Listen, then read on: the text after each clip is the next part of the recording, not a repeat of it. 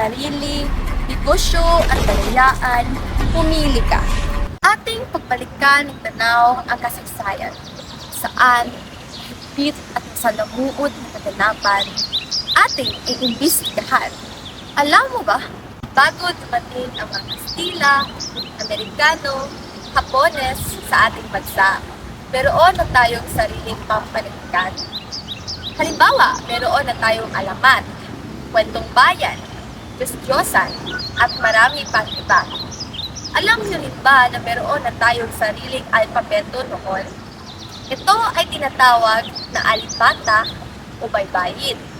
Ang alibata o baybayin ay may 17 letra. 3 sa kanila ay patinig at 14 naman sa kanila ay katinig.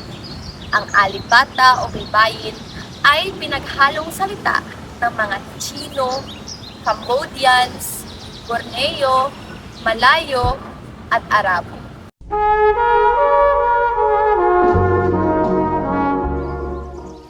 Kapag narinig natin ang salitang Kastila, ano ang unang ideya na iyong maiisip? Relihiyon, di ba? Ngunit, bago natin makamtan niyang matamis na relihiyon na iyan, alam niyo ba na marami pang napagdaanan ang ating bansa sa kamay ng mga Kastila? Halina't alamin kung ano ito. Sa panahong ito, nagkaroon ng pagtatakda kaugnay sa wikang Kastila. Mula sa baybayin, ito ay napalitan ng alpabetong Romano. Wikang Espanyol na ang naging opisyal na wika at wikang pangturo sa panahon na iyon. Monolingual ang sitwasyon noon. Abecedario naman ang tawag sa alpabetong Romano. Para sa karagdagang kaalaman, alam niyo ba noon tayong mga Indio sa panahon ng mga Kastila ay kilala sa bansag na pagano at disipilisado? Pagano dahil sumasamba tayo sa kahit sino o kahit ano na ating itinuturing na Diyos. Disipilisado o sa madaling salita, mga bobo o mangmang.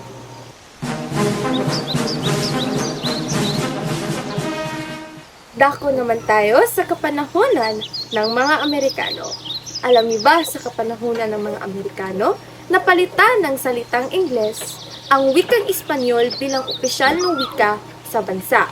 Bilingual ang ating sitwasyon noon. Alam niyo rin ba sa panahong ito, marami nang natutong magbasa, magsulat, dahil sila ang kauna-unahang naging guro ng mga Indio. Ito ay tinatawag na Thomasite dahil galing sila sa barkong kilala bilang Thomas. Sa panahon din nito, maraming ipinagtibay ng mga batas at kasulatan. Heto ang mga sumusunod.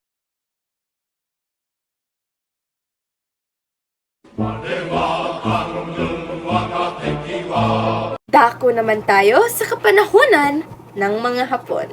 Alam niyo ba anong kapanahonan ng mga Hapon? Kilala ang mga Hapon sa tawag ng mga purista? Sila ang kauna-unahang naghahangad na gawing opisyal na wikang pambansa ang wikang Tagalog at hindi wikang pambatayan lamang. Kaya naman tinugurian itong gintong panahon ng mga Tagalog. Nang panahon na ito, Nipongo at Tagalog naman ang opisyal na wika.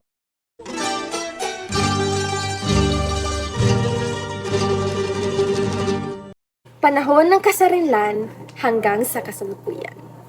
Alam niyo ba na ang ating wikang Filipino ay marami ng pinagdaanan? Ito ay nagmula pa bilang Tagalog, Pilipino, hanggang sa ito ay naging ganap na Filipino. Halina't tuklasan natin kung paano.